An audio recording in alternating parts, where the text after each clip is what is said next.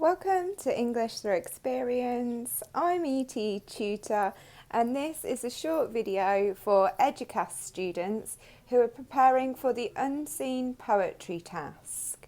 So, as you hopefully already know, it's the 40 marks for this section and you're going to look at two unseen poems from the 20th and or 21st century. So the first thing there is to consider the fact that they're not going to be really old. So that's going to be helpful to you.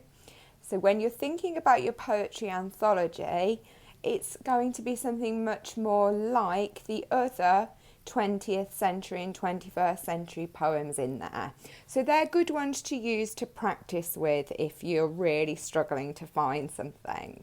Alright, the first question, you focus on one poem, and then in the second question, you have to compare that one with another one.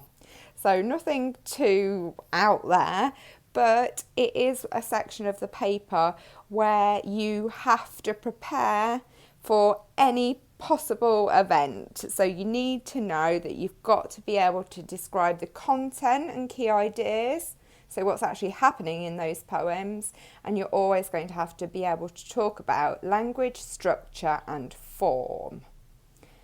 You're being assessed on AO1 and AO2. Now AO1 is basically having some kind of informed personal response. You must have an idea, something to say about both of those poems. So you need to understand the themes they're exploring and what the poems are about in order to have some kind of reaction to them.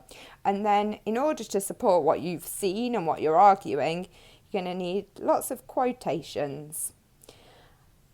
And then for part 2, for AO2, we need to be able to talk in detail about language, form and structure and how these things have been used by the poet to create meanings and effects, to make us think about the things they wanted us to consider and to follow the journey of the poem.